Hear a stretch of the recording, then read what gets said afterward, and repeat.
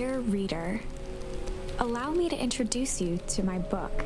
Though it might at first appear like many books you've come across, it is far from ordinary. You may, therefore, have some misunderstandings about its nature. The story that awaits you has not been fully told. In fact, its conclusion is not yet known, even to myself. It is in that way that my book is special. It is in that way that you are special. Without you, there is no story. Chapter 1. Normal isn't what it used to be. This is a story about change. Nestled in a shallow valley is the town of Beacon Pines. Far from the town square, across the river, past the neglected welcome sign, a young boy walks alone at dawn.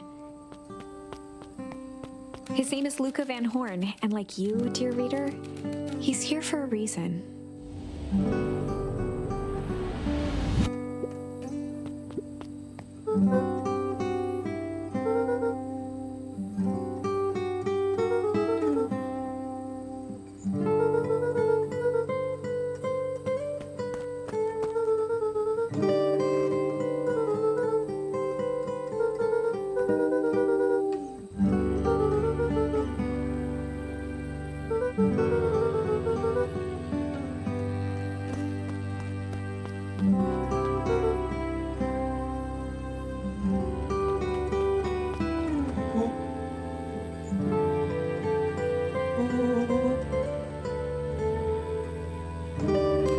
Was Luca's closest friend. He possessed many fine qualities, but subtlety was not one of them.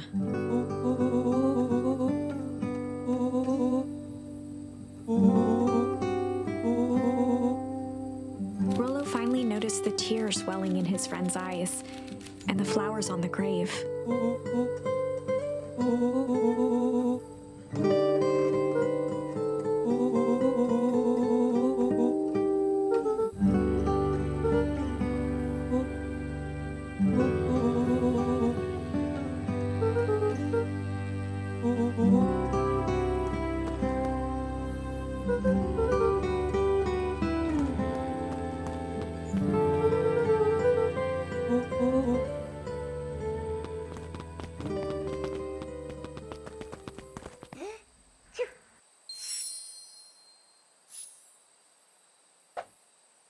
Wonderful! I had a good feeling about you from the moment you opened my book. That charm is a very special thing. Very special indeed. Keep hold of it for now. Its purpose will reveal itself soon enough.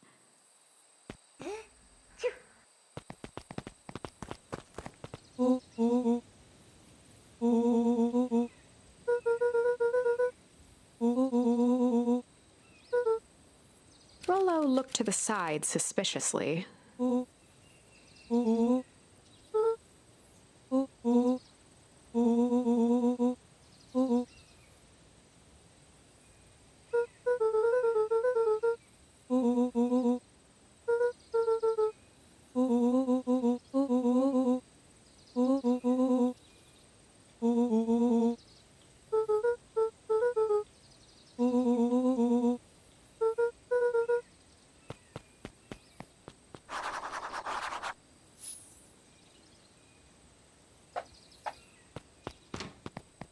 Dear reader, forgive me for this interlude. Remember that charm you found in the dandelion patch? There are more of those special charms to discover throughout Beacon Pines. They've been known to reveal themselves to those who are willing. Some of them can be found in this very house.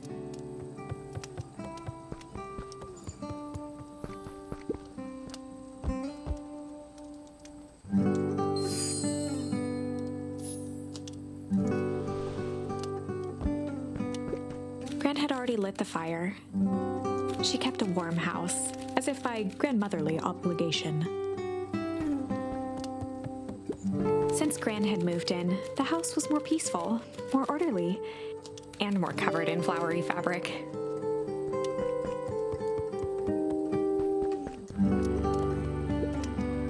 Just some dusty knickknacks.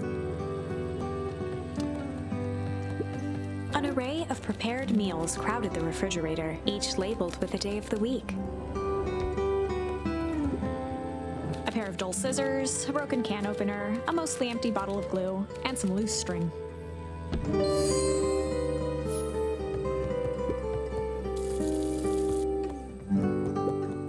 The only piece of furniture Gran had brought when she moved in was an old hutch.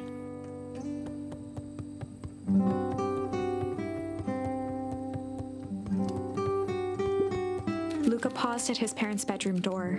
He just wasn't ready to go in yet. Gran had commandeered the upstairs closet when she moved in. "Some things need shelter from a young boy's mischief," she said.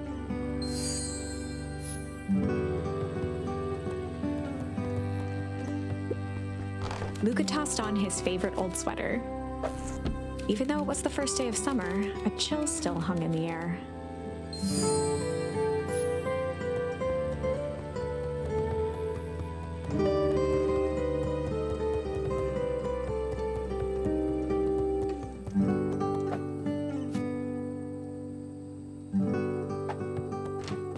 Oh my, this is quite exciting.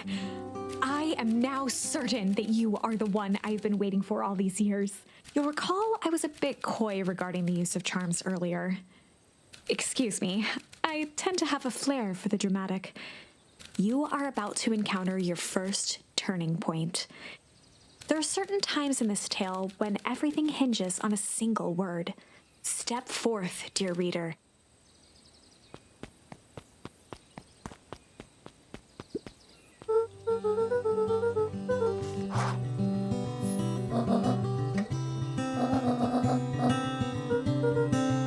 The less Gran knew, the better for everyone involved.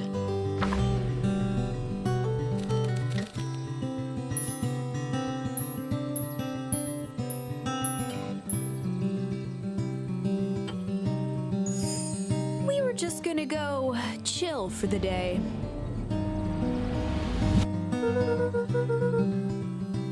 The best lies are built on truth.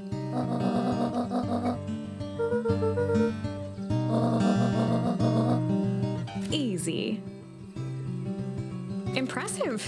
You've managed to navigate your first turning point without too much of a mess. That is the power of charms. A single word can change everything. I think it's time to introduce you to the Chronicle. The Chronicle is a record of the decisions you've made. You can see the turning point which has been revealed. At any time, you can use the Chronicle to go back and invoke different charms, creating new branches. Luckily for us, this is the one and only turning point where the charms won't dramatically alter fate. It's the perfect opportunity to experiment with rewriting things.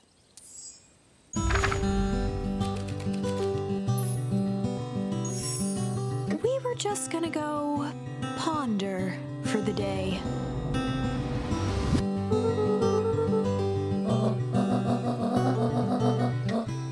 This was Luca's chance to sell his alibi.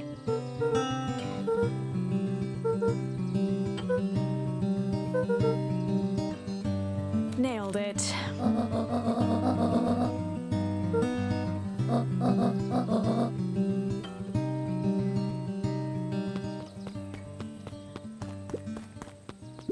A sturdy old wheelbarrow.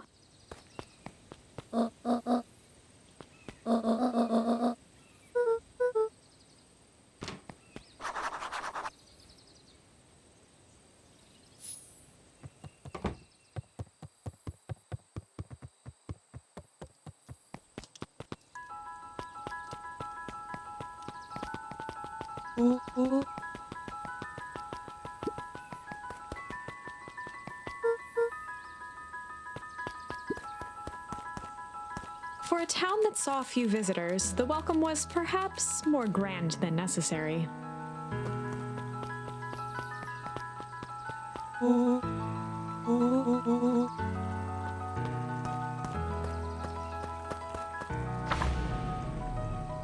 Chapter 2.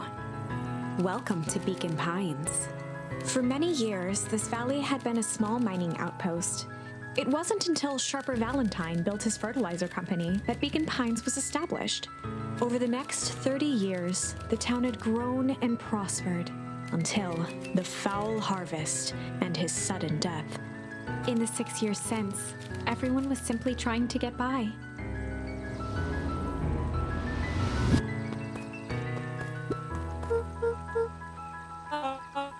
William Kerr was the CEO of Perennial Harvest Company. He had become a fixture around town over the past few years. After the failing of Valentine fertilizer, the town was hungry to welcome a new source of employment.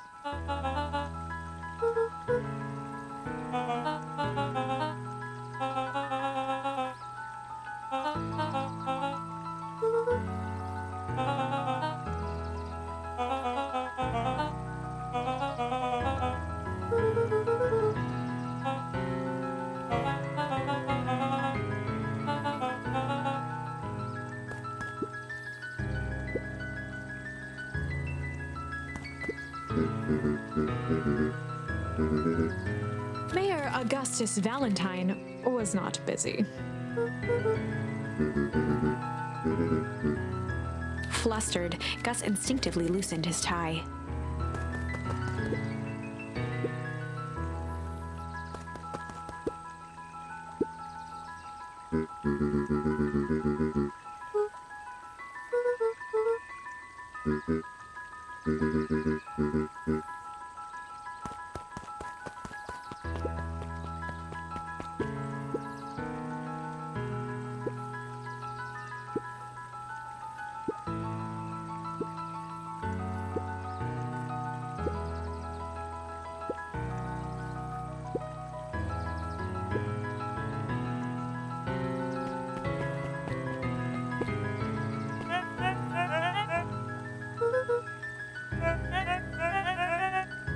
He pulled a pen from the pocket of his sweater vest and began to frantically jot something down on a clipboard.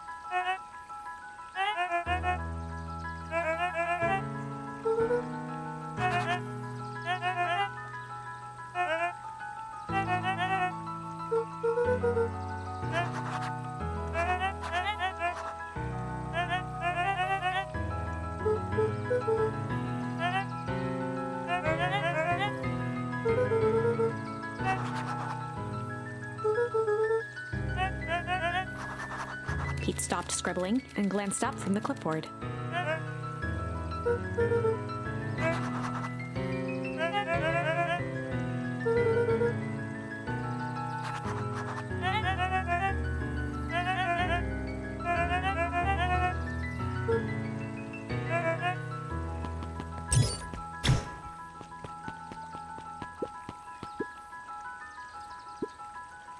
Mr. Sinclair continued snoring and lifted one eyelid just enough to see who it was, a tactic he often used to avoid undesirable conversation.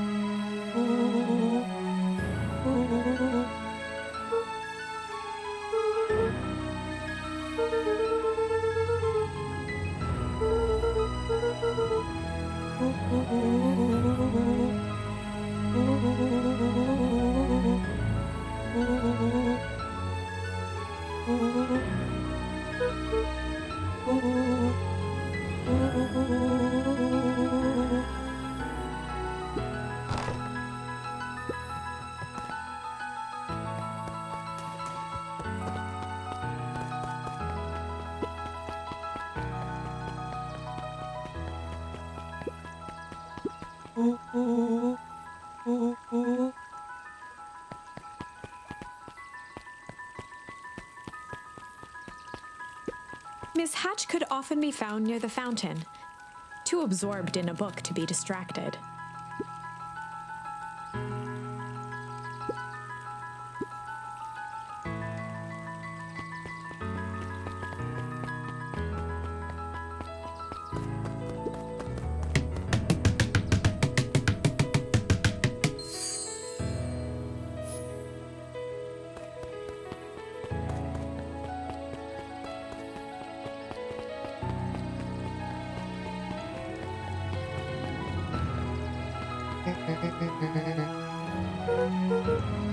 Oh, right. Rendezvous with Roxy. This is an important turning point. The first time where your charms will change the course of fate. And currently, we only have one suitable charm at our disposal. Have no fear, we can always return later using the Chronicle once we find more charms. Well, now I'm just rambling. Where were we?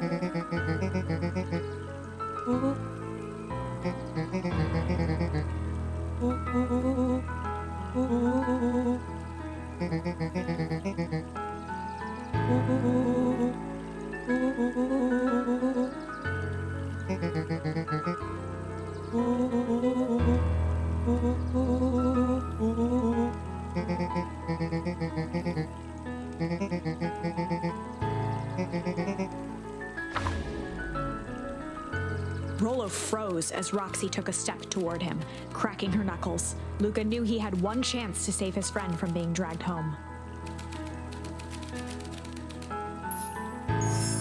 In the past, he found the best way to deal with an enraged Roxy was to be a little chill.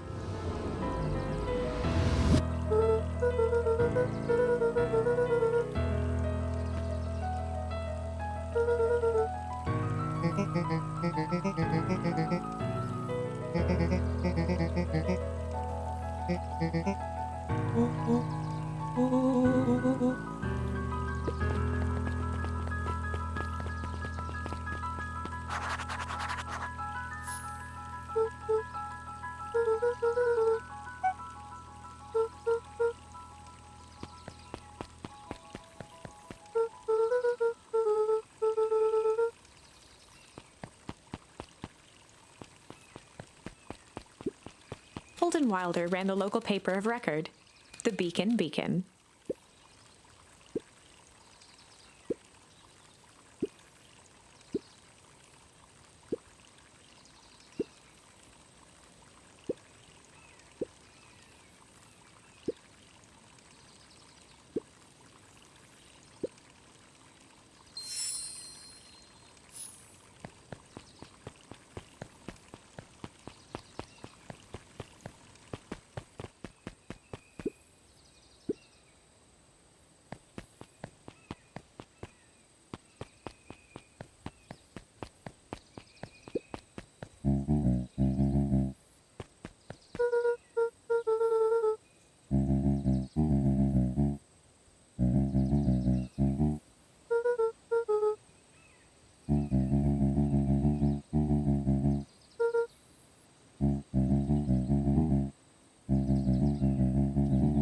A promise Gran regretted the second it was made.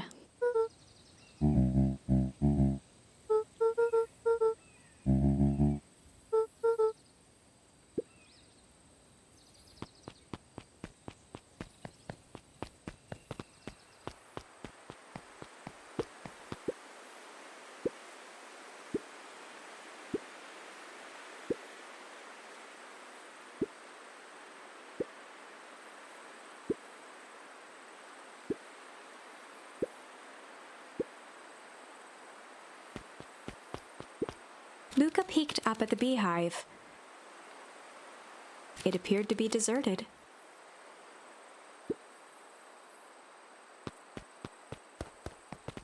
The path led into a small hollow at the edge of Weepwood.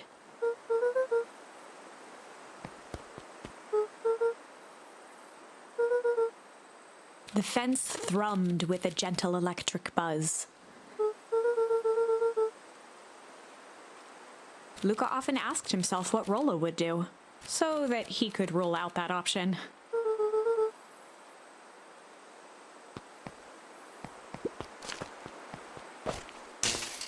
As sparks flew from the fence, the light atop that section shut off. 2 bulbs remained.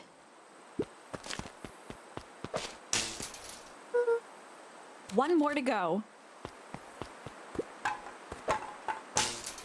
The fence's buzzing gave way to silence.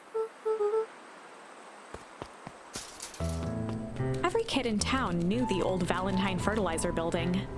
Long abandoned, the warehouse once served as the industrial heart of Beacon Pines. Now, it stood only as a reminder of things left behind. The dormant building showed strange signs of life.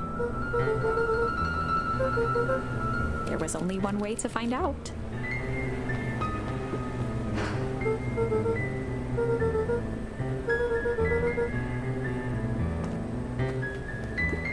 The hose emitted a subtle sound. It was actively draining some kind of liquid. The water looked almost diseased. It flowed slowly into the woods.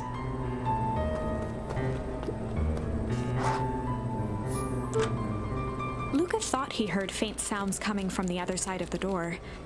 He pressed his ear against the cold metal to hear better. The sound of footsteps grew louder.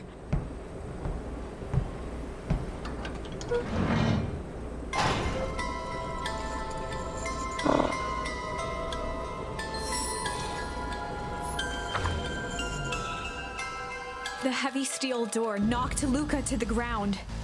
Disoriented, he looked up to see an imposing figure silhouetted in a green glow. It lunged toward him.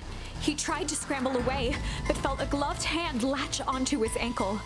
Luca watched his fingernails leave trails in the dirt as the hand slowly dragged him back through the door, into the lab, into the green light.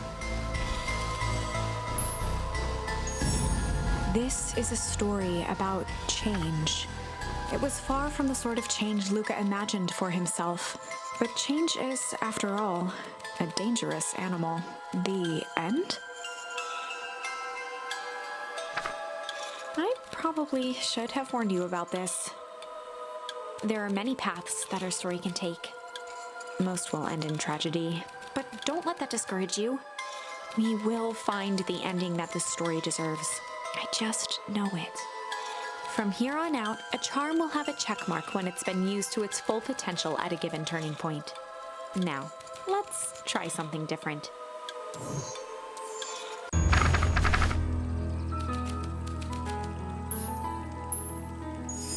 In the past, he found the best way to deal with an enraged Roxy was to be a little shit.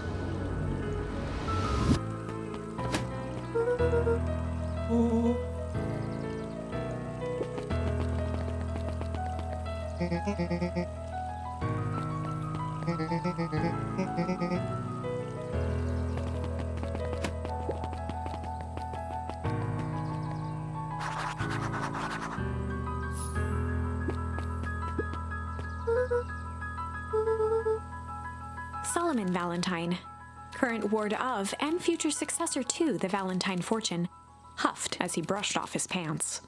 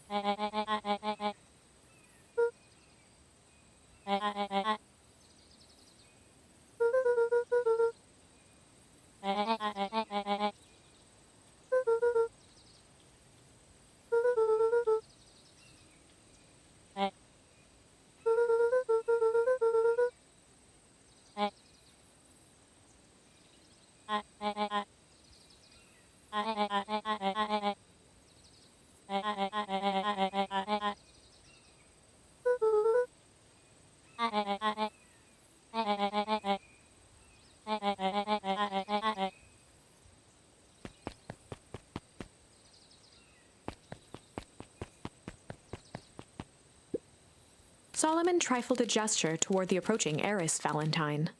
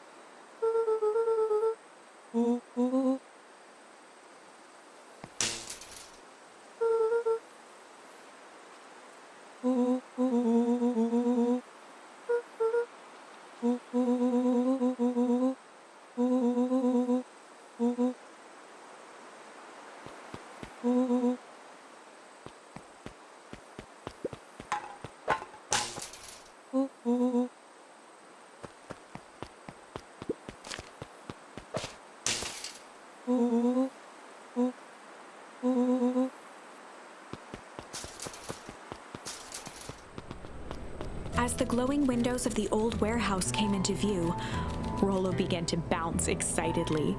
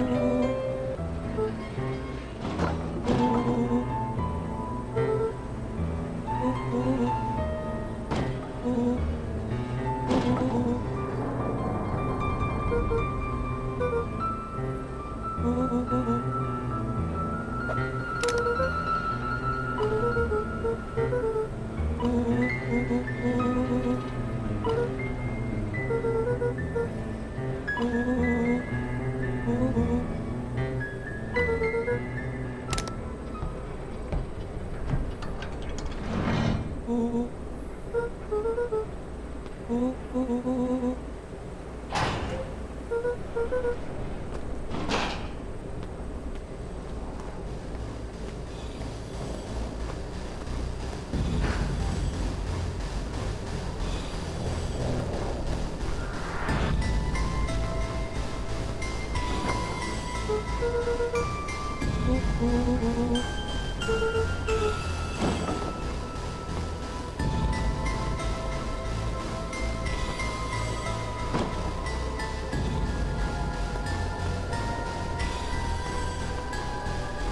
boy sat petrified under the weight of the bag.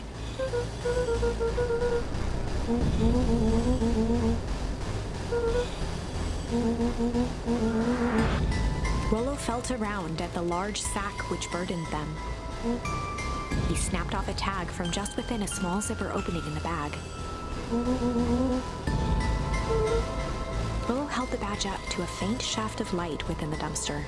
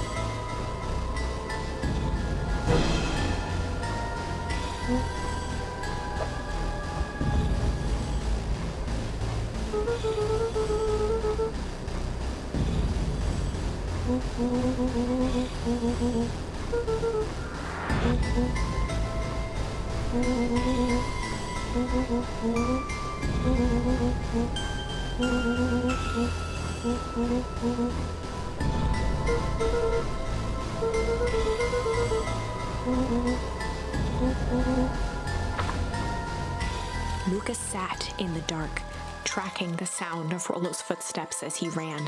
1, 2, 3. He pressed his ear to the dumpster wall, straining to hear Rollo's footsteps as they faded away. 15, 16, 17. He tried not to think about the contents of the dumpster as he counted. 35, 36, 37. The thick stench made it hard to breathe. Screw it, that's long enough. Luca carefully lifted the lid and peered out. Nothing. No sign of Rollo. No sign of the man in the yellow suit. Time to haul ass. Luca clambered from the dumpster, stumbling to his knees. He was up like a shot and running, sprinting toward home as fast as he could. Beacon Pines flew by, blurred by the tears that welled up in his eyes. He wouldn't remember getting home at all that night. Throwing his front door open, storming up the stairs to his room and surrendering to sleep almost as abruptly as he hit his pillow. Chapter 3. Finding a Friend. The next morning, it was quieter than usual at the breakfast table. Only the sound of silverware and chewing interrupted the awkward silence.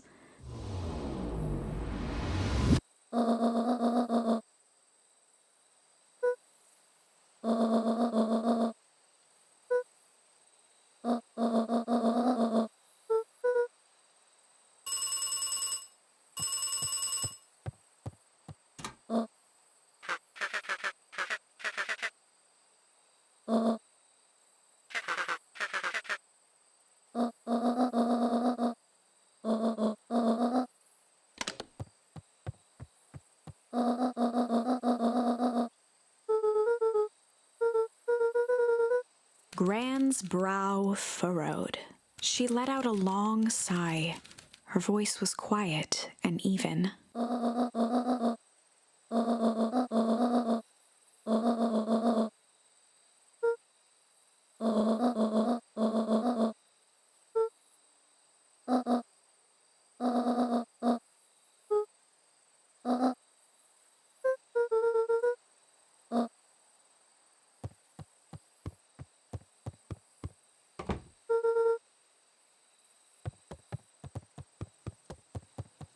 Luca was desperate to check in with Rollo.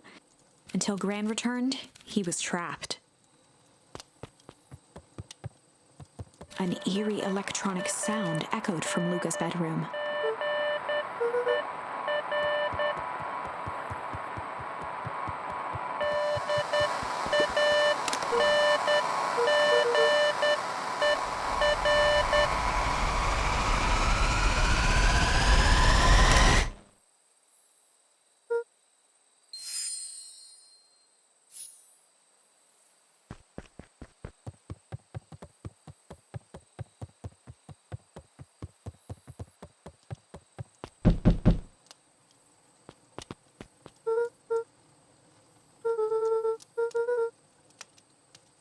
A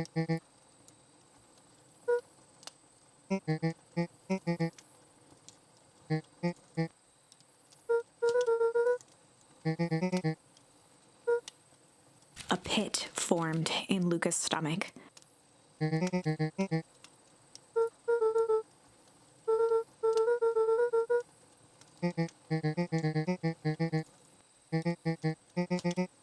Luca's mouth felt dry.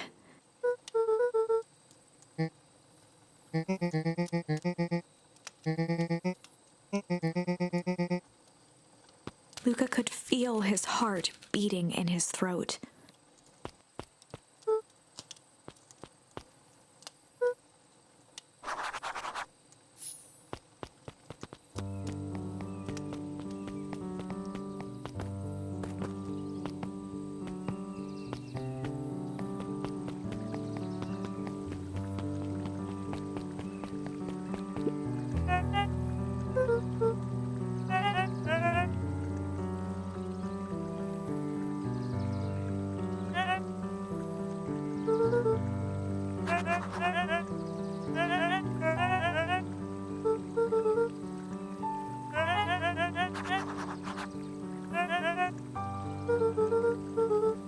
Toby looked up from the clipboard excitedly.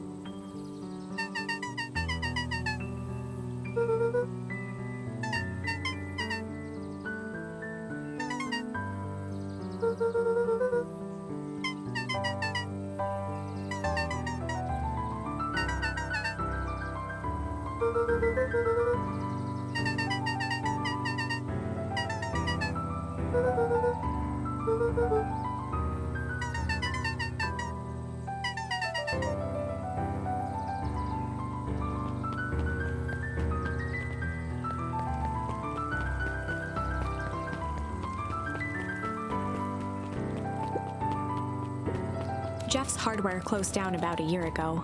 The effects of the foul harvest stretched wide. When there are no crops in the field, tractors don't need fixing.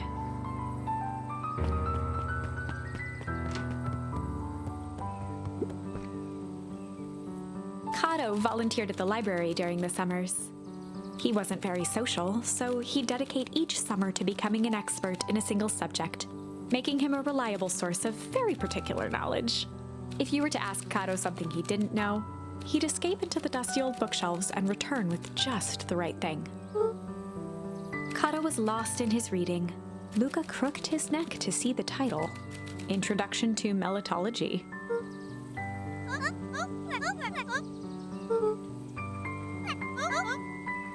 He gestured to the shelves.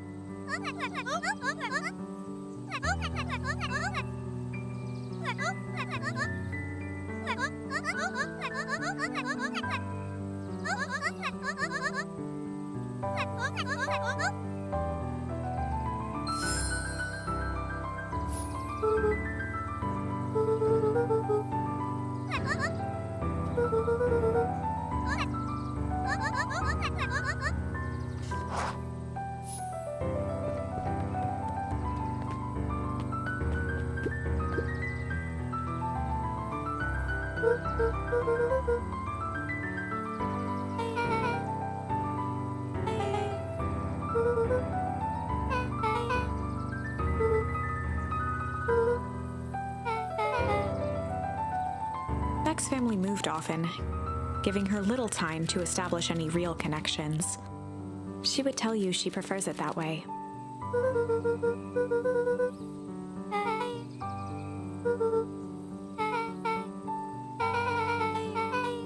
Luca shifted his feet uncomfortably.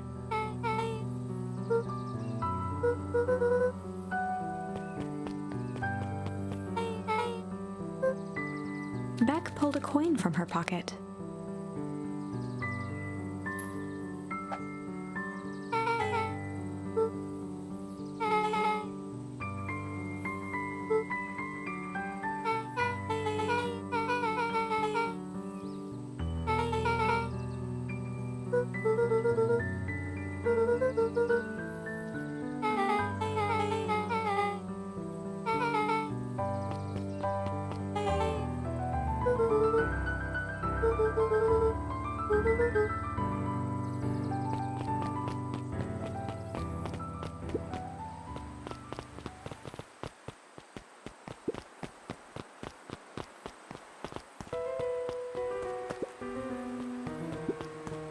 Luca felt a chill as he approached Beck.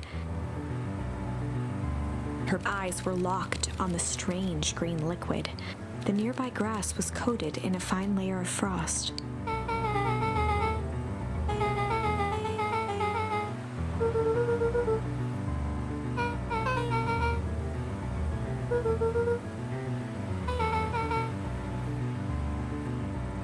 Luca watched as Beck dipped a broken tree branch into the goo. Beck's eyes widened as flowers grew from the dead wood. First small buds, which quickly bloomed into vibrant petals.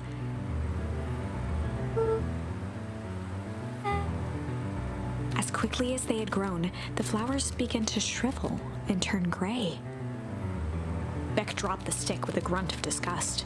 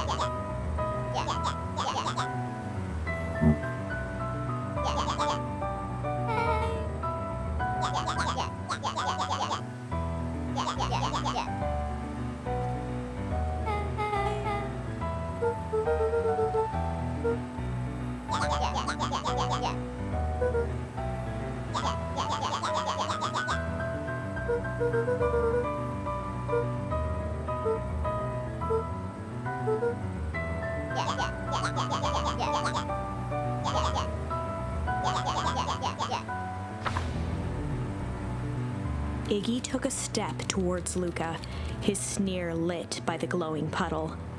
Beck could see tears welling in Luca's eyes, his fists clenched. Some things about Beacon Pines were very different from the city, but a bully from a hayseed town is really no different from a city bully. Beck took a deep breath and thought.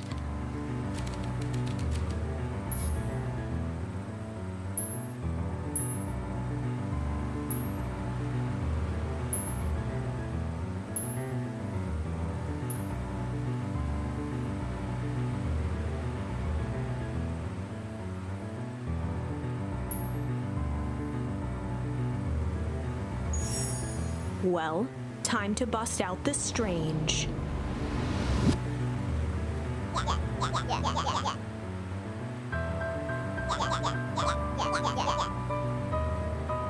Beck stared in silence, the only sign of life being the twitch of an eye.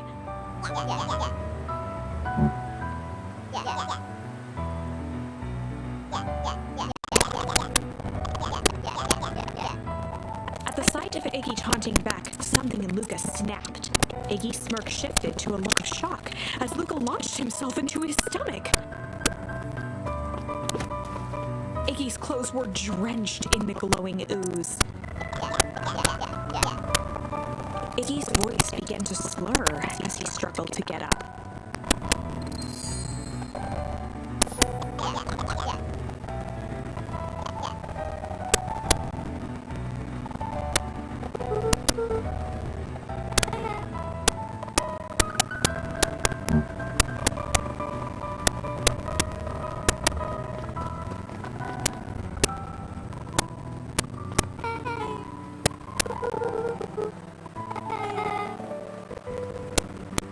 Person at the warehouse.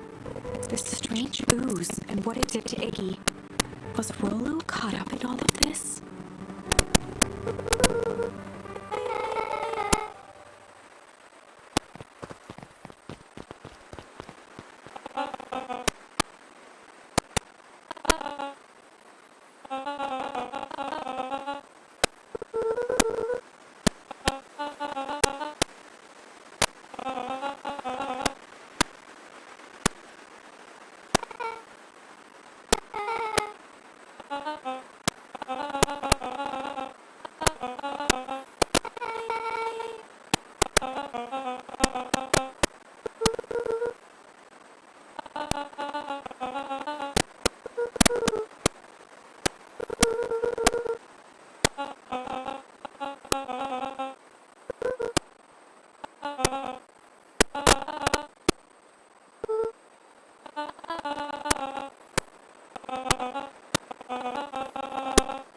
Beck glanced toward Luca.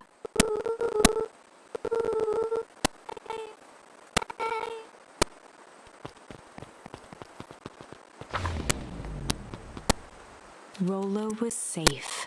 A wave of relief washed over Luca, which was quickly replaced by a sense of dread. Gran is going to kill me. If he hurried, he might just make it home before sundown. Chapter 4.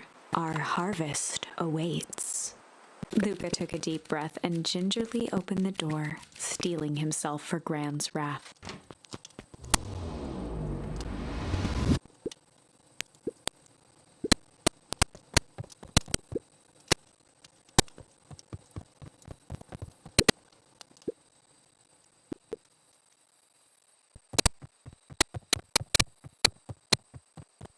Luca was alone.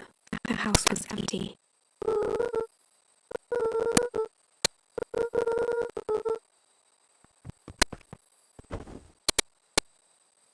Luca was sitting by the pond, listening to small waves lap against a rock.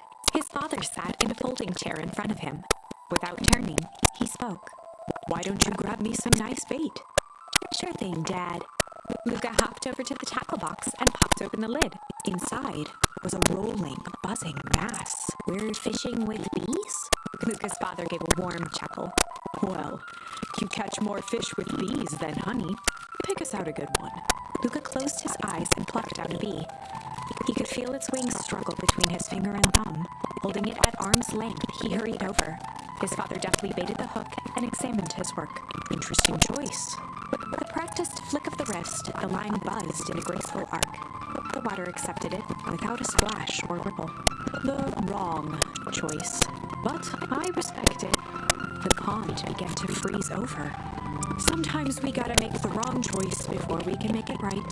Pallid ice propagated across the still surface with an alarming speed. Luca scrambled back as the ground beneath him turned cold. "Dad, I don't understand." "Sorry, kiddo. Understanding isn't always part of the deal." The relentless ice shot through the fishing line toward his father. "Dad, look out!" His father casually wound the reel. "None of it's your fault, you know. Never was." "Dad, we have to go!" Luca grabbed his father's shoulders, trying to pull him away. Please, you have to run. The ice crackled as it spread across his father's hands. That's the thing about fishing, Luca. His chest began to crystallize. You toss your hook in, and you never know what you're gonna pull out. A shock of searing cold ran up Luca's arms. He gave one last desperate tug.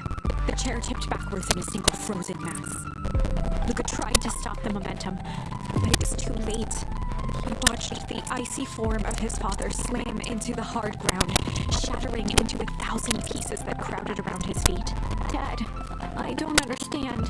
What does all this mean? The gentle rustle of leaves was the only reply.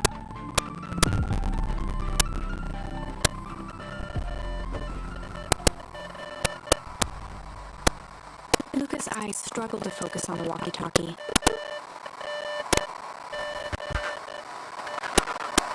Faintly, he could hear Rollo amongst the noise.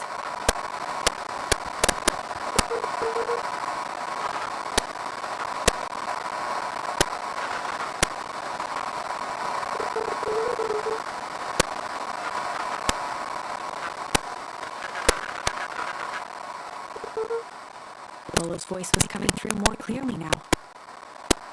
But some words were still just static.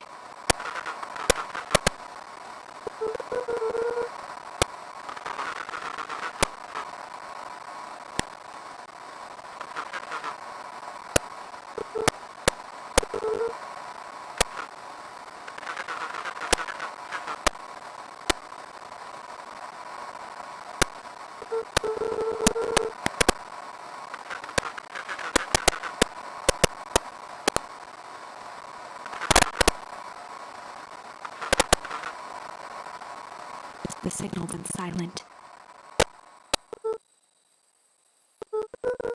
Luca held still, waiting for a response, his pounding heartbeat marking the passage of time.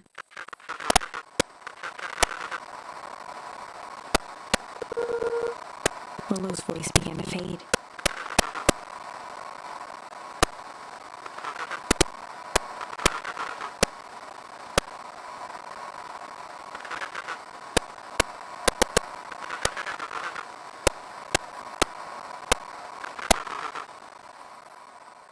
With that, the signal died for good.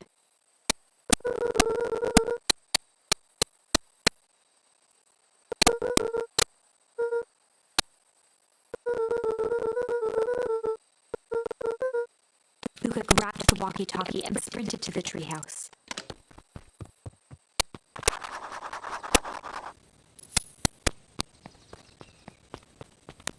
Luca heard a group of footsteps approaching. He dashed behind the bushes to avoid being spotted.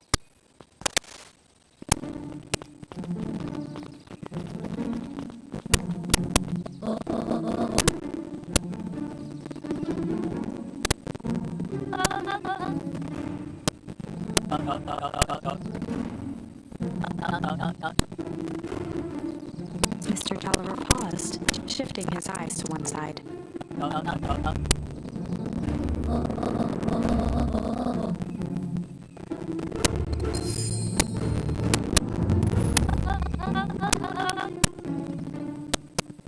Mr. Tolliver took a long, quiet breath.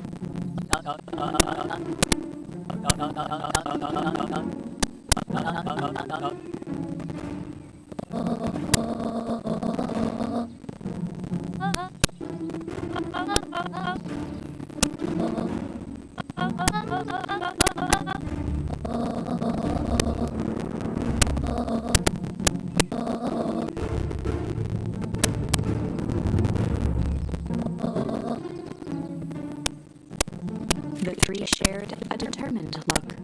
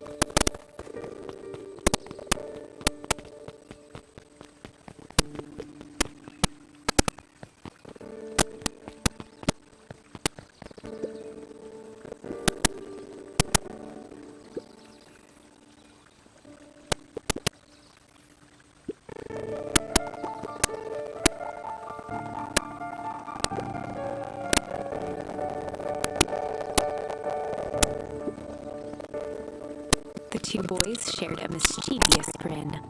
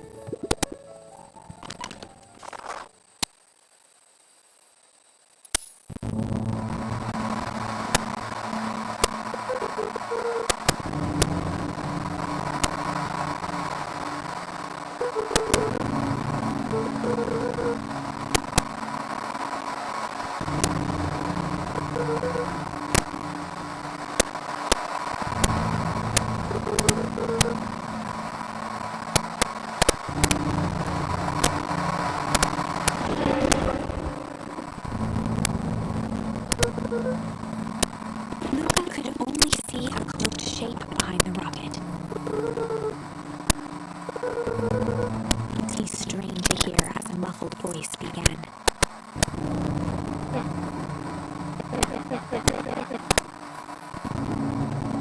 Fear gripped Luca's throat.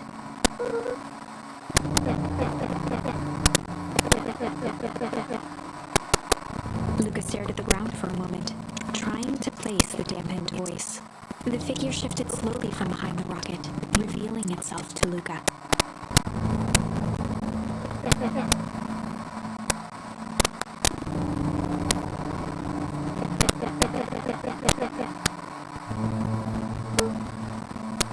Luca reached over empathetically.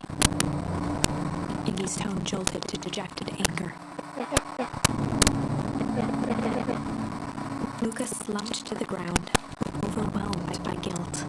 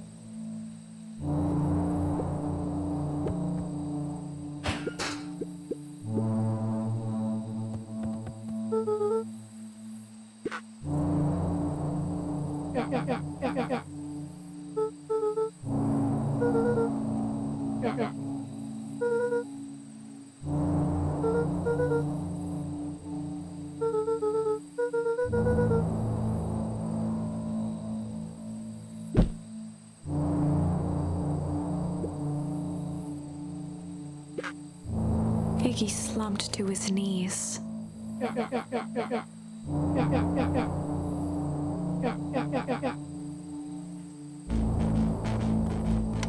Luca grabbed the walkie-talkie and headed for the window. Luca and Iggy climbed up the back of the treehouse to its roof, where Rollo had constructed his MCDC, the Mission Control Defense Cannon. From behind the crowd of clipboards, William Kerr strode forward, a warm smile on his face.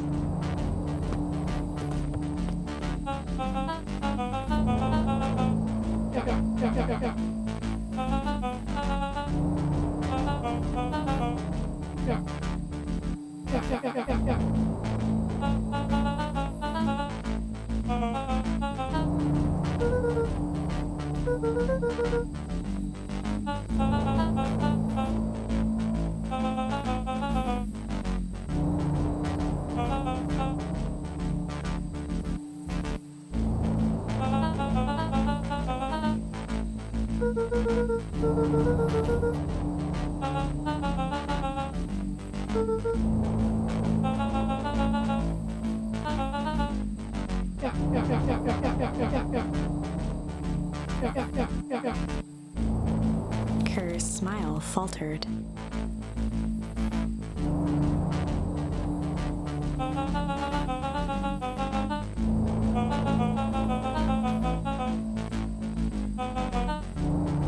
Luca's grip tightened on the MCDC.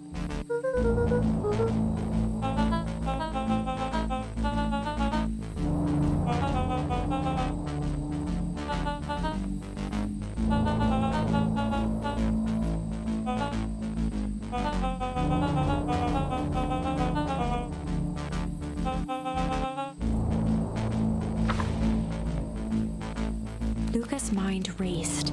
He was caught in a trap. What do you do when there's no hope? Iggy wiped his cheeks with a sleeve. What are you gonna do, Luca?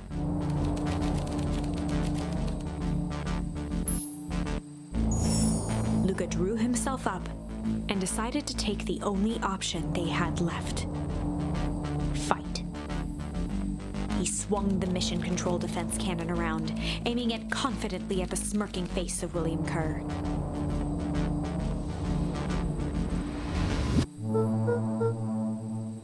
Luca summoned his most insolent demeanor.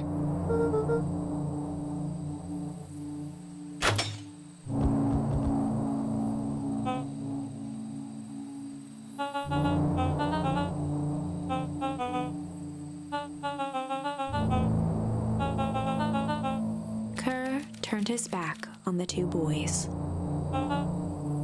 With a nonchalant wave of the hand, he made his exit. As the clipboards began to slowly advance on the treehouse, Luca looked to Iggy with resignation in his eyes. The end. That escalated quickly. Maybe discretion was the better part of valor here. Let's put a pin in this for now.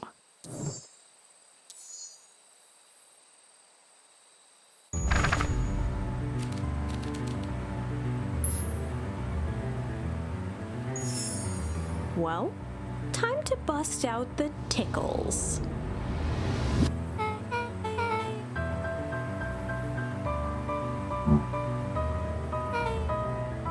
Beck lunged forward and began to tickle under Tish's arms.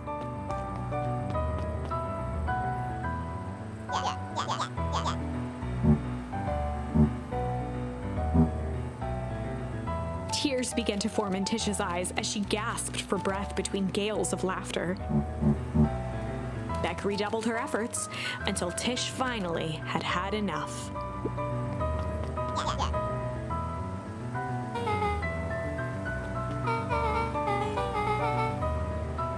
Iggy's eyes darted around, a realization dawning on his face that he was now outnumbered.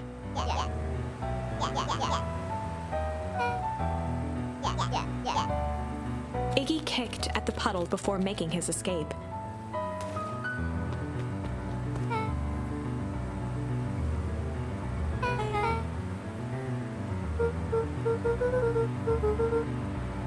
Beck shook the ooze out of her hair as best as she could.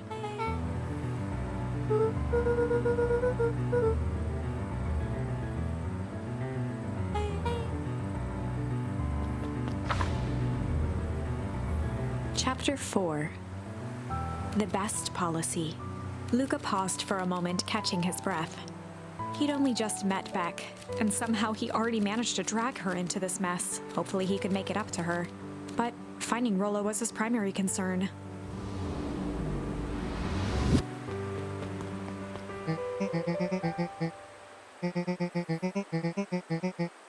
Roxy and Fitz looked drained. It was clear they'd spent all day searching.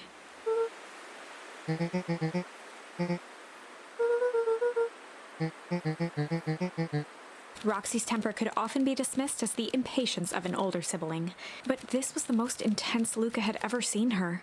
Her eyes were wild and unfocused, looking straight through Luca.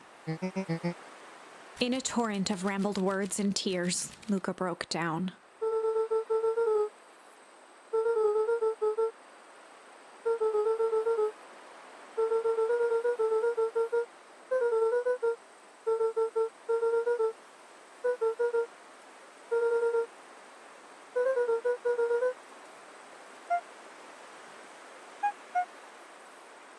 Roxy, still exhausted and angry, softened briefly as her eyes hunted the ground in thought.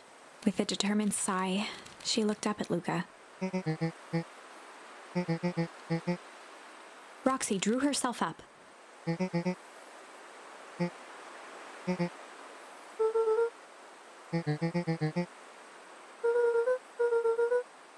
Roxy tried to think of the safest place to send Luca.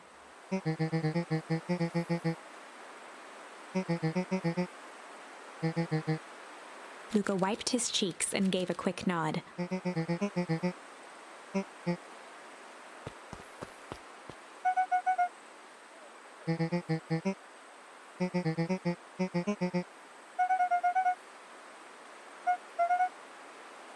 Looking into the puddle, Roxy rubbed her arms to warm up.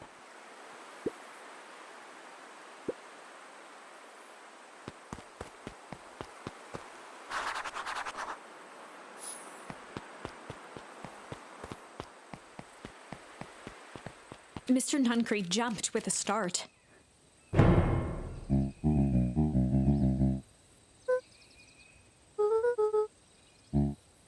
Luca motioned to the phone booth.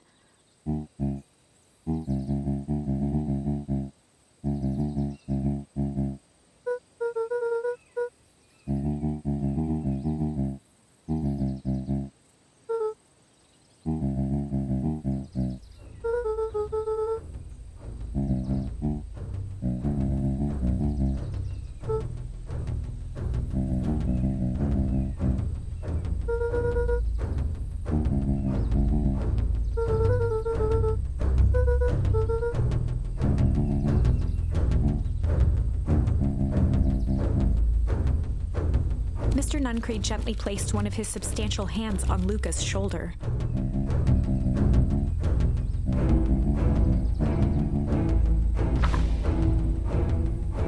Luca peered up at Mr. Nuncree. Kind eyes warmed a stern face. There was a deeper emotion hiding beneath it all.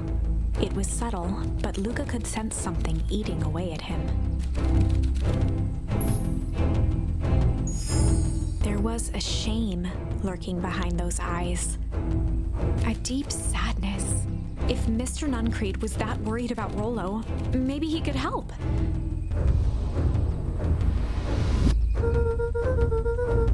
Mr. Nuncree raised an eyebrow.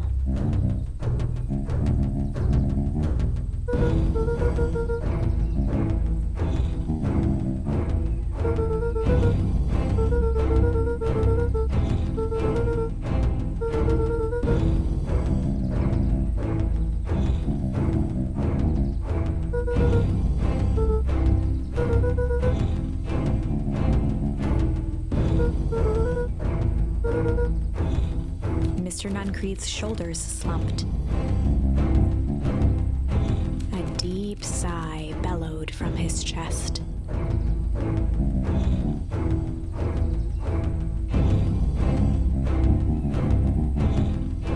Luca attempted to take a step back, but Nuncree's hand clamped down on his shoulder.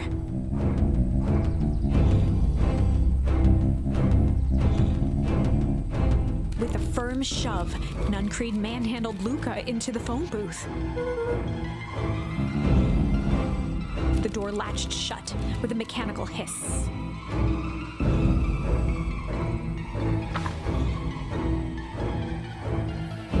As Luca pounded the glass, the floor dropped from under his feet. The inside of the phone booth was now a loose capsule plummeting at gravity's whim. Luca winced and pressed his hands to the walls. As he braced for impact, the capsule hurried to a surprisingly smooth stop. He felt a cold rush of air and opened his eyes with hesitance. Two large figures in hazmat suits occluded his view. Luca heard the deep, resigned voice of Mr. Nuncreed over an intercom. He knows too much. The end. Wait. No, this isn't the end. I know there's still much more. Somehow this went wrong. Okay, let's try something else.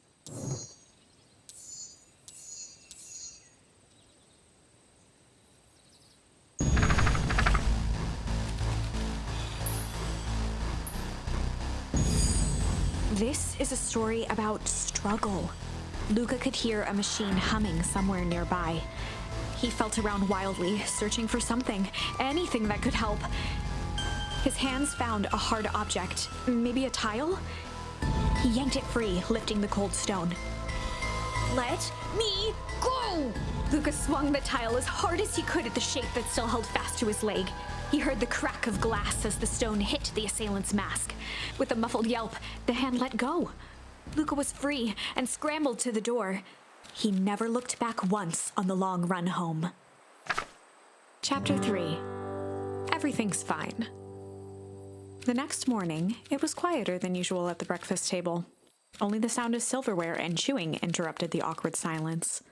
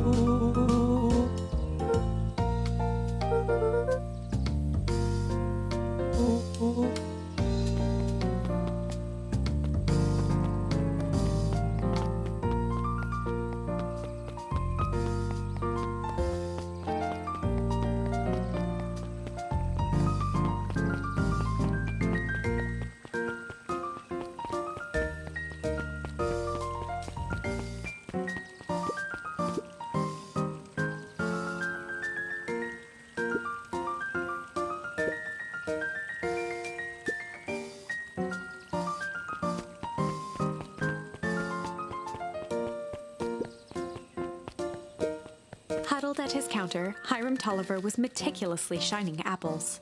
More accurately, Hiram Tolliver was meticulously shining one apple.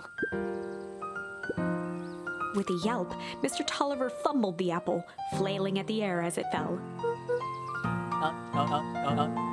He leaned forward and lowered his voice.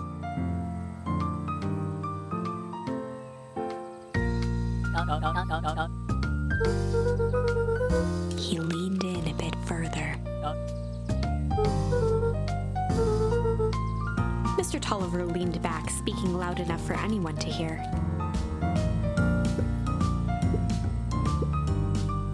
He reached forward and snapped up the jars of jam, giving Luca a little wink.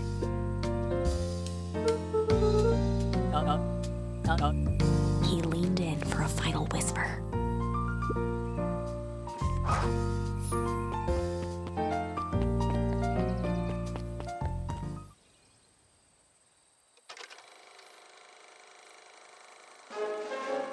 We all know Beacon Pines is a great town. What you may not know is great towns grow from mighty roots. And that is why you cannot tell the story of Beacon Pines without telling the story of one Sharper Valentine. Young Sharper's keen intellect and strong moral fiber led to a grand vision. A vision of a community dedicated to a better tomorrow. In his own words, a better tomorrow is within our grasp, but it requires a singular mind to harness it. Lucky for us, he decided to grow that vision here, in Beacon Pines. And how does one grow a better tomorrow? With fertilizer, of course. Valentine's Fertilizer Company became the lifeblood of a town yearning for purpose. But then tragedy struck, a scientific experiment gone wrong. An accident which took Sharper away from us far too soon. To this day, we struggle to pick up the pieces. But one foul harvest isn't enough to stop the people of Beacon Pines. The spirit of Sharper Valentine lives on. It lives in the hearts of everyone with a dream for a better tomorrow. Together, we will follow his example and grow a bountiful future. Paid for by the Valentine family and the Valentine Fertilizer Company Riverfence Fund.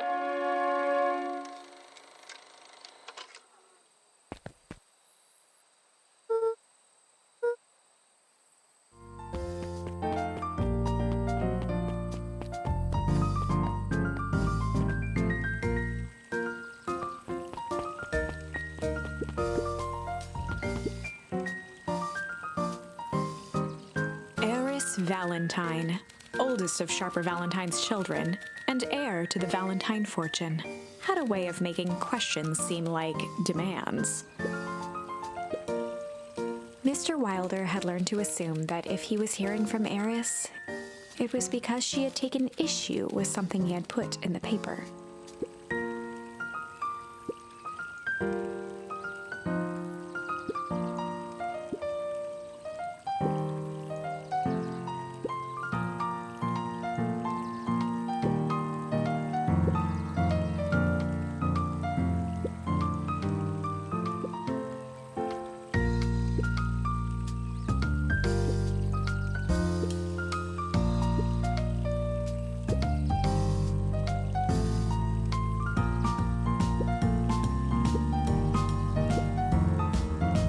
Mr. Wilder averted his gaze and began to polish his monocle.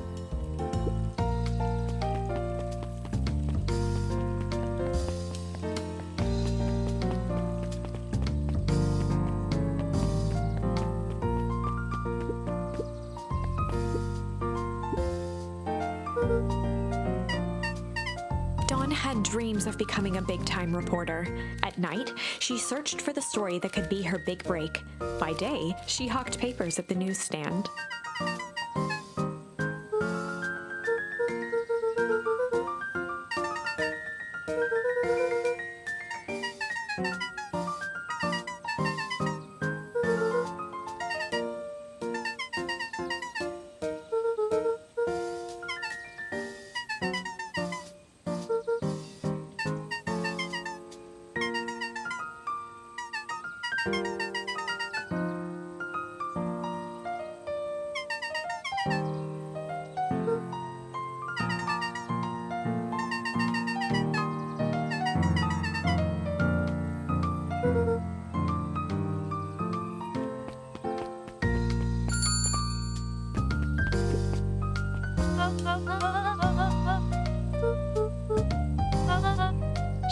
forward and pinched Luca's cheek.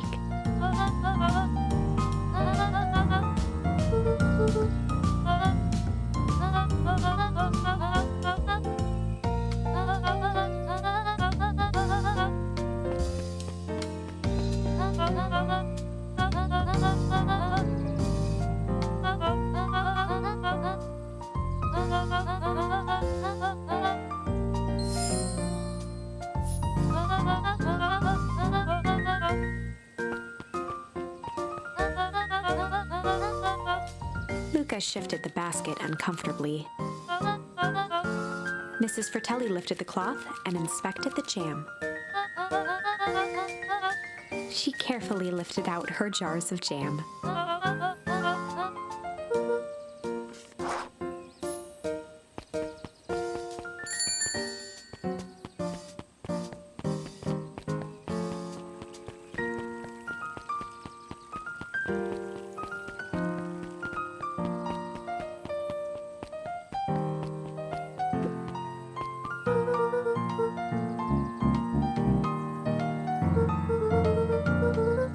Mr. Nuncreed eyed Luca for a moment, then nodded in agreement.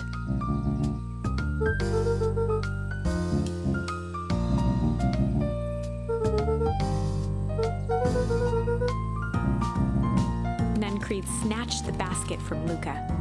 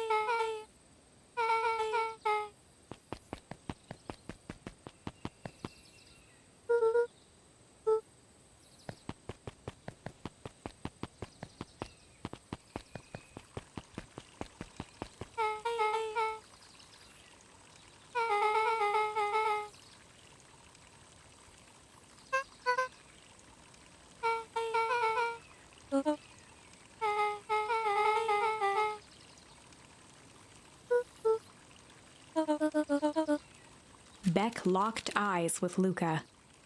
The look on her face was equal parts expectant and desperate.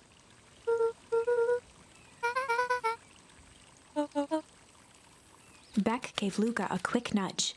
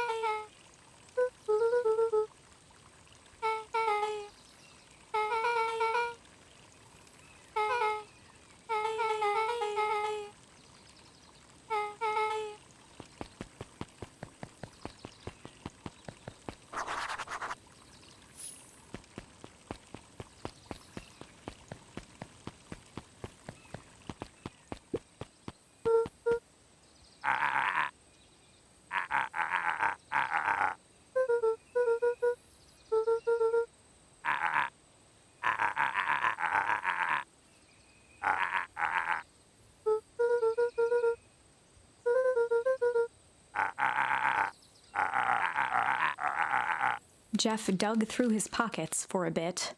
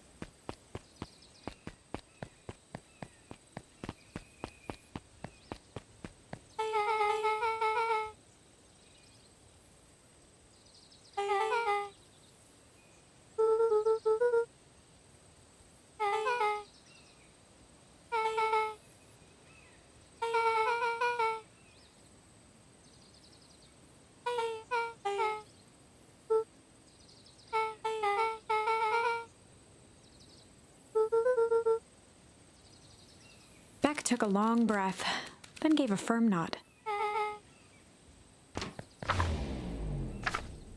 Chapter 4. Dinner with the Moodwills. Ilona Moodwill was worried about change. A gardener at heart, she understood the necessity of change, relied on it even. But there was a difference between the controlled world of her plants and this cluttered cottage in a strange town. Almost done. Nellie was a blur of activity, digging through boxes. Sorry, love, couldn't find the dishes. We'll have to make do with paper plates. Dinner went by without much conversation. As she watched Beck and Luca finish up their pizza, Ilona let herself relax into the chair. The things she cared about were still here. Nellie finally had the job of her dreams. Beck was beginning to take root. Ilona's task was simply to tend to them. She could do that.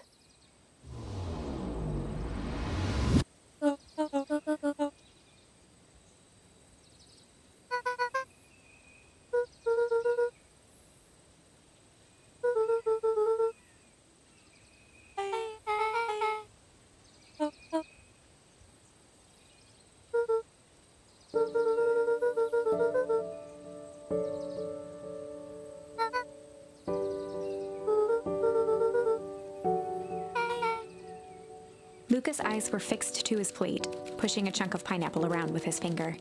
Nellie was the one who eventually broke the silence.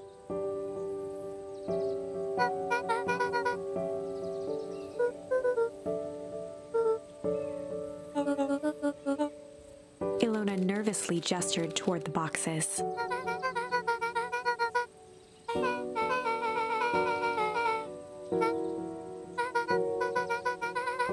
Luca wiped his face with his sleeve. Beck gave Luca a swift kick under the table.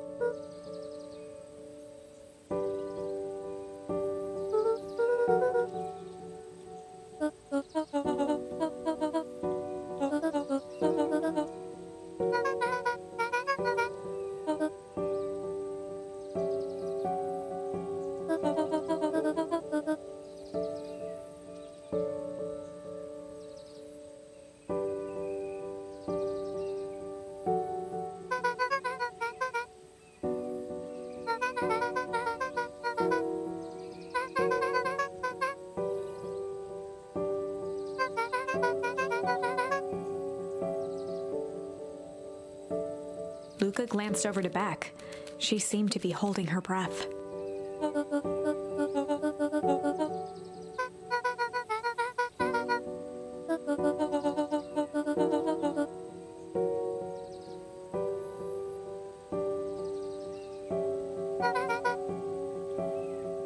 Beck slammed her fist into the table, perhaps harder than she intended.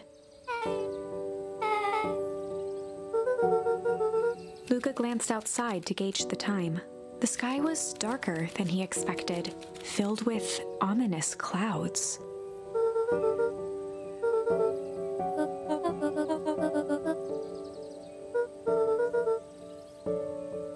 Luca wiped his mouth one last time with his napkin and started to get up.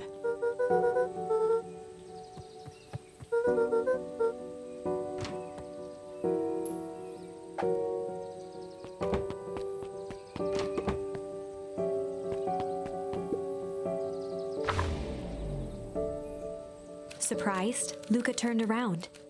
He knew Rollo could be prickly around new people, but Beck seemed cool. Rollo would warm up to her eventually. Probably.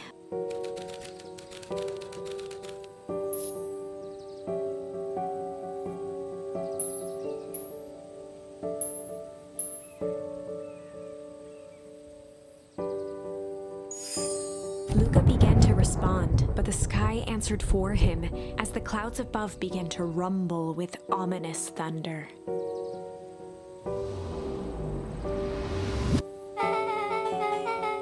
Luca surveyed the roiling clouds.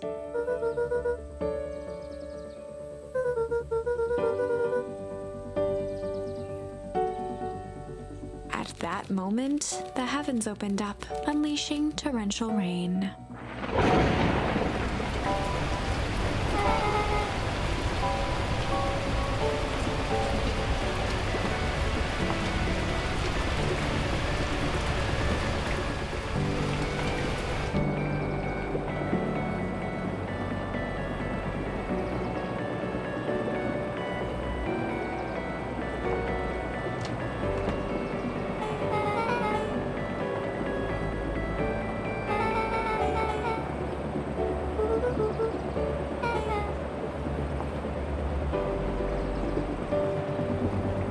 Luca bent down to examine the bouquet of wilting flowers. Judging by the odor, they were well past their prime.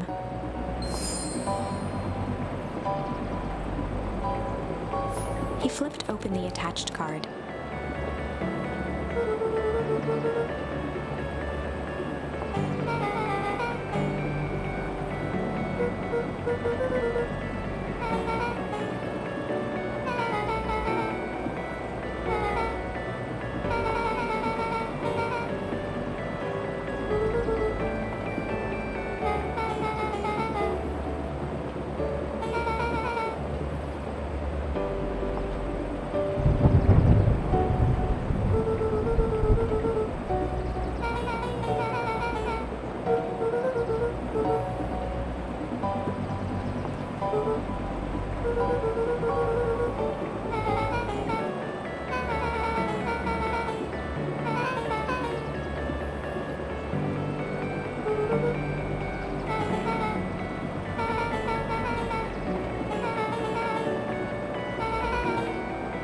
Luca flicked at one of the toggles.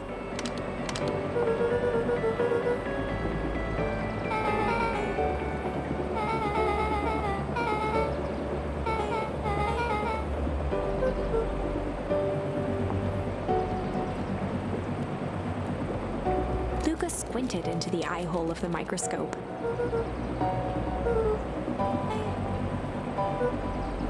Luca adjusted the slide with his fingers to get a better look.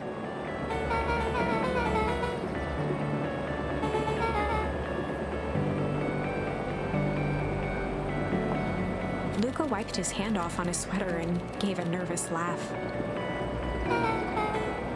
Beck looked down, timidly tapping the ladder with her feet.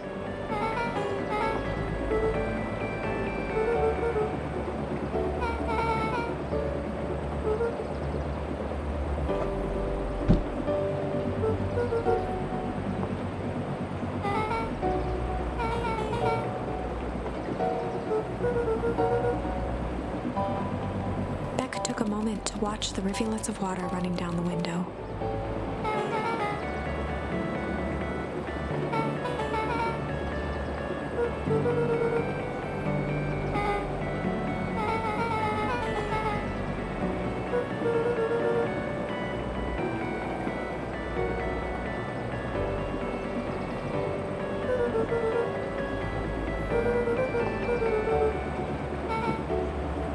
Luca took a deep breath, exhaling slowly.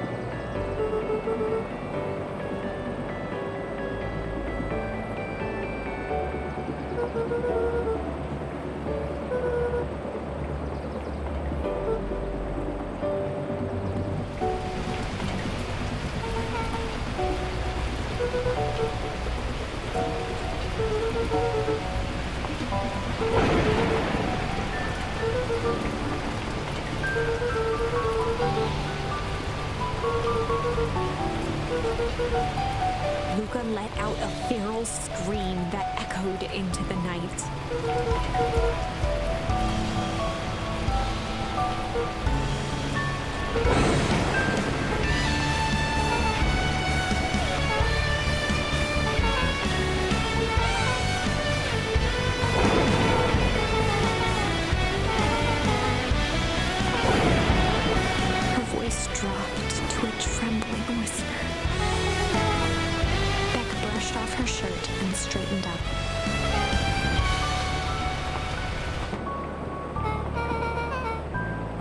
abruptly as it began, the storm abated.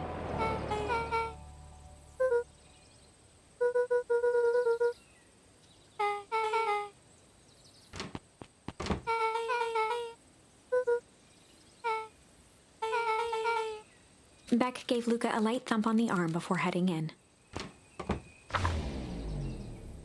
Chapter 5. Friendly Feud. The air was heavy with the hard rain's residue. The smell of wet things. Despite his dreary surroundings, Luca felt at peace. He'd never shared those details about his dad with anyone, not even Rollo. But it's not like this changed anything. Rollo was still his best friend. Adding Beck to the group would help balance things out. Everything's better in threes. This is what Luca told himself as he headed to the treehouse.